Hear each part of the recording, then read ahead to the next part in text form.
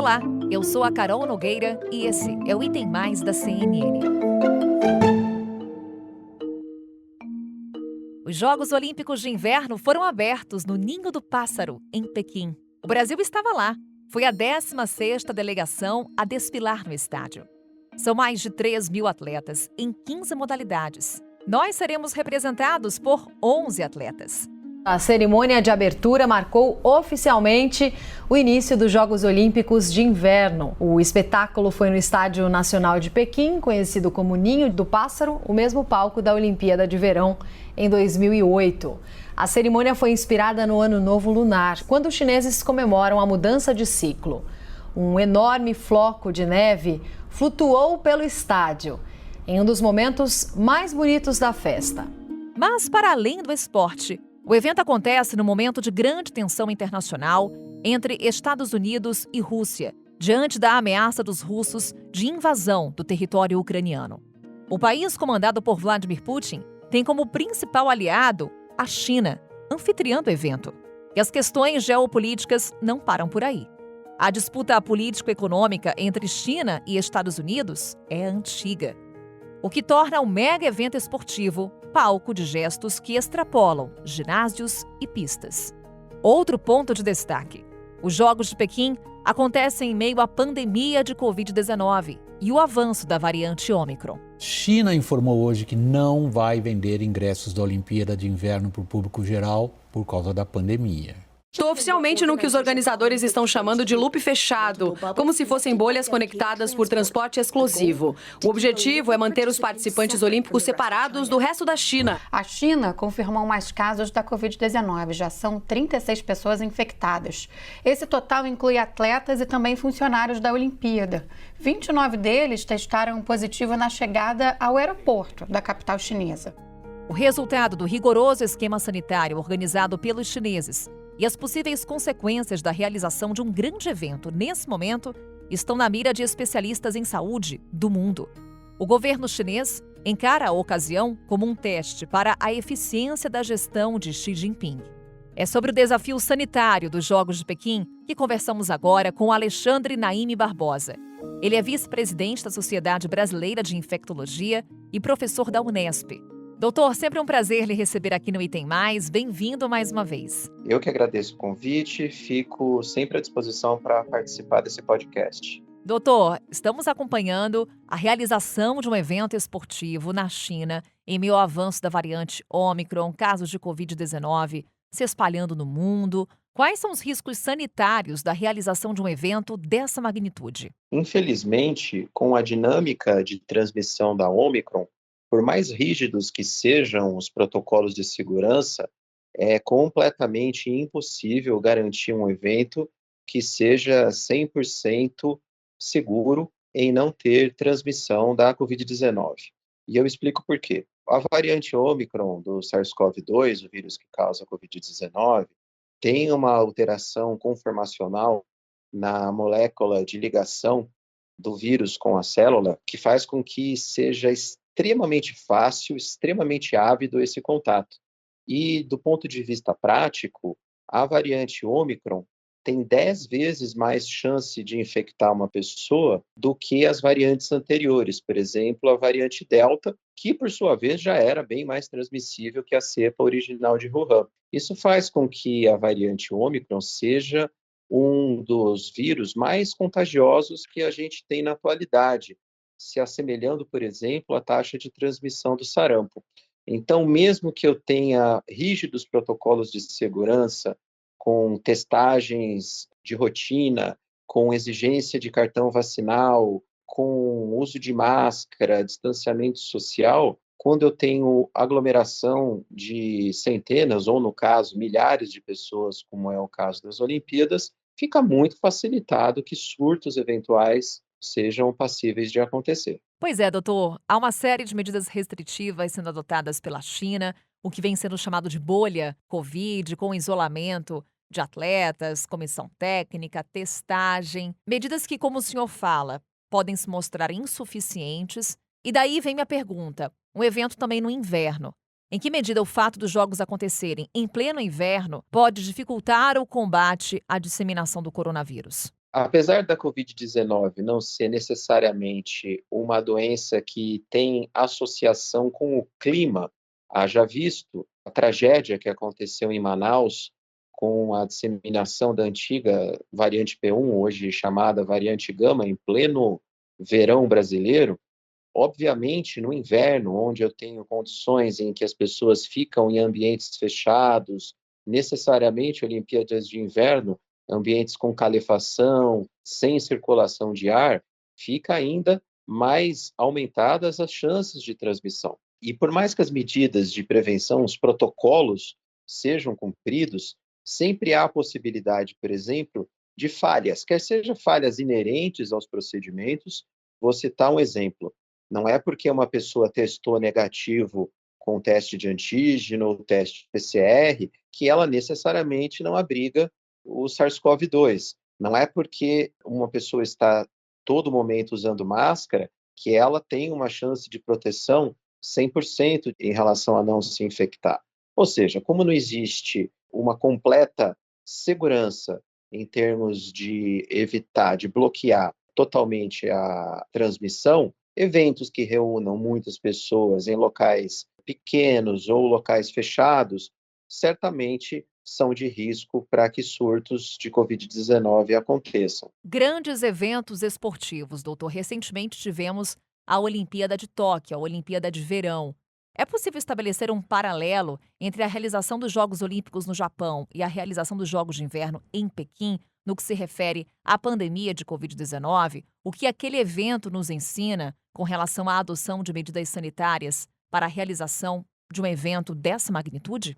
Os protocolos das Olimpíadas do Japão foram razoavelmente muito bem sucedidos, porque foram num outro contexto de cenário epidemiológico. Naquele momento, não tínhamos um vírus que é tão transmissível como a variante Ômicron. Naquele momento, o vírus predominante em circulação era a variante Delta, em segundo lugar, a variante Gama, que não tem o mesmo grau de transmissão que a Ômicron. E os atletas, na sua imensa maioria, estavam recém-vacinados, tinham vacinas feitas há muito pouco tempo atrás. Qualquer uma das variantes anteriores à Ômicron tinham uma taxa de transmissão muito diminuída em relação a essa população justamente de pessoas vacinadas. O que muda com a Ômicron? Além do aumento da taxa de transmissão que eu já mencionei, a efetividade das vacinas, no que tange exclusivamente a redução de transmissão, acaba caindo bastante. Nós temos sempre que lembrar que a efetividade das vacinas se refere, em primeiro lugar, o que é mais importante, redução de hospitalização e óbito. E aí, mesmo no cenário da Ômicron, as vacinas reduzem hospitalização e óbito na ordem de 95%, 97%. Então, esse desfecho não houve grande impacto em relação ao surgimento da Ômicron. As vacinas continuam efetivas. Mas, em relação ao desfecho transmissão, houve uma diferença enorme. As vacinas que tinham uma efetividade, principalmente aquelas pessoas que têm 3 doses de vacina RNA, que tinham uma efetividade frente às outras variantes, de redução de 95% na taxa de transmissão, agora isso cai para 50%. Então, a principal diferença entre as Olimpíadas do Japão e as Olimpíadas que estão acontecendo agora na China, as Olimpíadas de Inverno, é justamente o fato que a variante Ômicron é muito mais transmissível e, inclusive, faz com que a efetividade das vacinas, olhando para esse ponto de transmissibilidade, também seja reduzida. Doutor, para encerrarmos a primeira parte desse nosso episódio, queria focar nossas atenções para a China, a situação dela no que se refere à Covid-19. Tivemos recentemente o feriado do Ano Novo Chinês. É o principal feriado do país quando muitas pessoas viajam para encontrar familiares, amigos. Este ano, evidentemente, o deslocamento foi bem menor em relação a anos pré-pandemia. Houve, inclusive, uma orientação do governo pedindo para que as pessoas ficassem em casa para evitar a disseminação do coronavírus. Mas algumas pessoas, sim, se deslocaram, viajaram. Esse deslocamento, associado à entrada de turistas, pessoas de outros países para a Olimpíada de Inverno, pode agravar os números de Covid-19 no país? Em relação ao desfecho hospitalização e óbito, A vacinação, principalmente com 3 doses, realmente tem um impacto ainda muito importante. Então, nós sabemos que o indivíduo com 2 doses mais a dose de reforço reduz sua chance individual, isso mesmo em tempos de variante Ômicron de hospitalização e óbito, na ordem de 95% a 97%. O problema é que grandes deslocamentos urbanos ou grandes deslocamentos de pessoas durante períodos festivos, haja visto o que aconteceu aqui no Brasil no final do ano com as festas de Natal e Ano Novo, acabam colocando grupos que não tinham contato em rota de transmissão. Então, famílias que moram em cidades diferentes se encontram, amigos que moram em estados diferentes acabam fazendo aglomeração e isso facilita a transmissão. Transmissão, inclusive, dessa variante que é muito mais transmissível que a Ômicron. Quando acontece em grandes feriados nacionais, é muito comum em que determinadas variantes que antes estavam mais localizadas em alguma região acabem se disseminando. E isso, próximo aos jogos de inverno, trazem maior risco de disseminação da variante Ômicron junto aos atletas e comissão organizadora. Doutor Alexandre Naime, sempre um prazer conversar com o senhor. Mais uma vez, obrigada. E a gente lhe aguarda já numa próxima. Até lá. Eu que agradeço o convite, sempre um prazer estar aqui com vocês. Na segunda parte desse episódio, vamos focar nas questões geopolíticas que estão por trás dos Jogos de Pequim.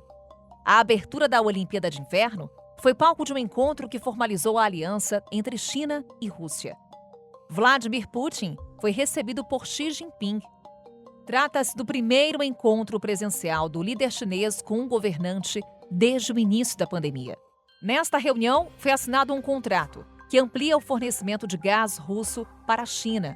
Desta forma, os russos veem a sua dependência financeira de venda do gás para a Europa diminuir. Também foi firmado um comunicado de apoio mútuo entre os países contra as estratégias dos Estados Unidos para o Indo-Pacífico e contra a expansão da OTAN pelo leste europeu. O anúncio ocorre enquanto cresce a tensão na fronteira da Rússia com a Ucrânia e a ameaça de países ocidentais de responder a uma possível invasão russa ao território. Muitos desses países realizam um boicote diplomático à Olimpíada, entre eles os Estados Unidos. Como as questões geopolíticas se inserem nos Jogos de Pequim?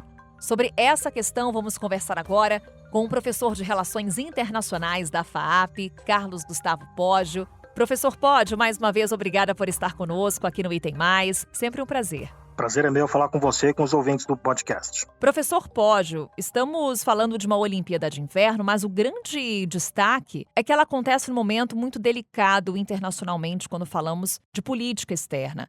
Temos uma tensão nesse momento no leste europeu, a possível invasão da Rússia à Ucrânia e os Estados Unidos, nesse momento, também sinalizando um preparo para uma possível invasão do território ucraniano. Como é que esse evento reflete a tensão internacional que vivemos nesse momento?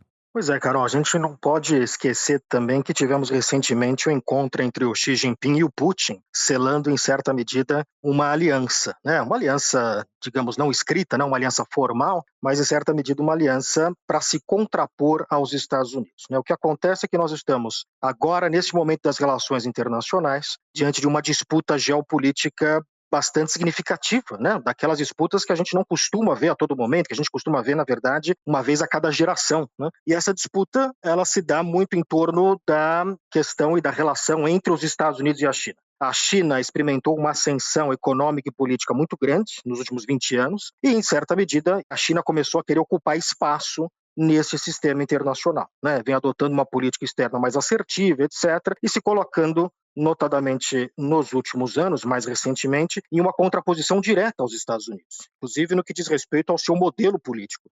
Os chineses agora eles criticam abertamente o modelo político norte-americano. E os Estados Unidos têm dado motivos para isso, né? Tivemos a invasão do Capitólio, Donald Trump, etc. Nós estamos claramente diante de uma disputa geopolítica. Essa disputa geopolítica ela se transfere para uma série de campos e arenas.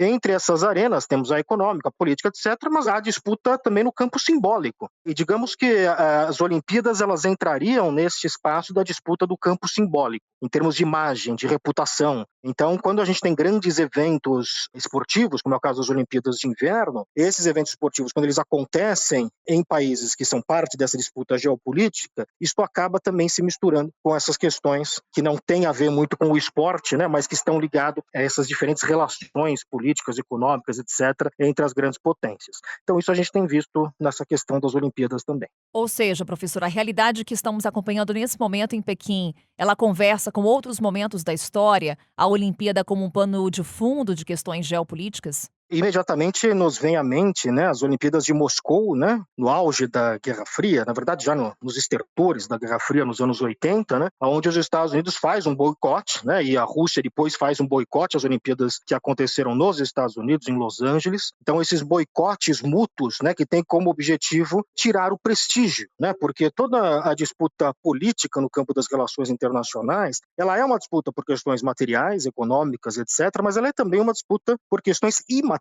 né, por questões intangíveis, como, por exemplo, o prestígio, né? Então, há essa disputa por imagem, por prestígio. E nesse sentido, a gente vê, né, e tem muita gente fazendo comparações e paralelos ao que nós estamos vendo hoje com o que houve na época da Guerra Fria, né, disputa entre Estados Unidos e União Soviética. Então, a gente consegue olhar para esses boicotes, né, ainda que o boicote seja um boicote mais leve, né, um boicote apenas diplomático, né, os atletas americanos estarão na China, afinal de contas, mas ecoa esses momentos da época da Guerra Fria. Vamos falar um pouquinho mais, então, sobre esse boicote diplomático dos Estados Unidos e de outros países, professor. O que é esse boicote diplomático e por que ele foi feito? Qual é a finalidade dele? Esse boicote tem como objetivo chamar a atenção para uma série de problemas domésticos da China, notadamente na área de direitos humanos. Então, uma série de organizações não governamentais de direitos humanos, como a Human Rights Watch e outras organizações, chamaram por esse boicote, né? Então há uma pressão por conta de violações domésticas que a China tem sistematicamente feito com relação aos direitos humanos, notadamente a questão do tratamento da minoria muçulmana, mas também outras questões, e essas questões serão muito claras para os atletas que estarão nas Olimpíadas, né? Já há uma série de relatos dizendo que os chineses estarão espionando esses atletas, já há uma série de relatos dizendo que os chineses não vão tolerar, por exemplo, protestos ou críticas enquanto esses atletas estiverem na China. Então, cria-se um clima realmente muito ruim nesse sentido, né? E se a gente olhar os países que estão executando esse boicote, nós vamos verificar que são países que são todos eles alinhados aos Estados Unidos, né? Então, portanto, claramente tem a questão diplomática presente aí, né? Países como o Reino Unido, os países europeus, Austrália, Taiwan. Então, isso fica muito claro quando a gente vê quem são os países que estão fazendo esse boicote. Gostaria de fazer uma relação do que estamos falando nesta parte do episódio com a nossa primeira parte do Item Mais, quando falamos da pandemia de Covid-19. Portanto, temos um evento esportivo sendo realizado no momento em que ainda há muitos registros de Covid-19 no mundo, principalmente nesse momento diante do avanço da variante Ômicron. A China está adotando medidas para evitar a disseminação do vírus, está isolando inclusive os participantes do evento naquela chamada bolha de Covid. É mais um teste para a capacidade de gestão de Xi Jinping perante o mundo? A gente vem discutindo, né, tanto em termos da questão da imagem da China, como em termos da questão de como lidar com isso, né? Quer dizer, como um país que é uma autocracia como a China, que não é uma democracia, como lida com essas questões. E há relatos também de que a China tem mantido pessoas presas nas suas casas de forma obrigatória, executado uma série de ações bastante autoritárias, né, para fazer o máximo para que o vírus não se espalhe. Só que ações essas que têm uma série de problemas no que concerne às liberdades individuais que são sistematicamente desrespeitadas na China, né? E por outro lado a questão da imagem que o país projeta, né, uma grande potência que consegue em certa medida conter, né, um vírus que é uma pandemia global. Isto é algo importante do ponto de vista da imagem. Quer dizer, se a China estivesse com uma questão descontrolada do coronavírus, isso é algo que seria muito mal visto. Neste momento de ascensão econômica e política da China, os países estão prestando atenção na competência da China e dos líderes chineses em lidar com problemas salientes, problemas importantes das relações internacionais. A pandemia, não há dúvida nenhuma, que é um desses problemas importantes e, portanto, fica a cargo dos chineses demonstrar se eles têm condição ou não de lidar com isso e de que forma que eles lidam com isso. Professor, para encerrarmos, o que esperar dessa Olimpíada no momento em que temos Vladimir Putin ao lado de Xi Jinping, com Estados Unidos fazendo boicote diplomático ao evento e no momento de extrema atenção com o risco da invasão do território ucraniano? Esses jogos, eles ficarão para a história? Eu acho que, Carol, muito vai depender de como, por exemplo, alguns atletas vão se comportar e qual vai ser a resposta do governo chinês.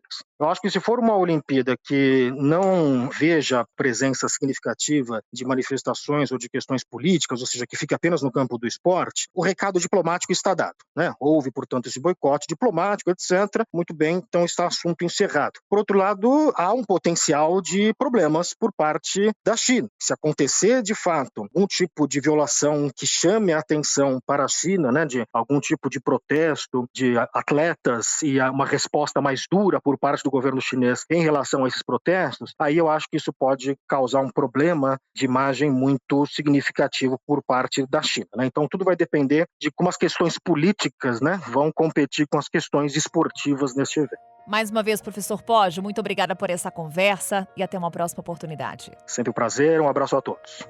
Jogos Olímpicos de Inverno estão só começando. Estaremos de olho, claro, e também no que acontece por trás desse grande evento, nas questões relacionadas à pandemia de Covid-19 e à geopolítica. Voltamos amanhã. Até lá! Com a minha apresentação, Carol Nogueira, este podcast foi produzido pela Maremoto para a CNN Brasil. Roteiro e pesquisa, Lucas Scherer. Pauta e produção, Danilo Santana. Edição e sonorização, Ana Mariquito. Coordenação geral, Paula Weinberg e Felipe Gomes. Coordenação de produto, Verônica Schneider. Coordenação editorial, Diego Toledo. Você também pode ouvir o Item Mais no site da CNN Brasil. E aproveite para conhecer os nossos outros programas em áudio. Acesse cnnbrasil.com.br/podcasts.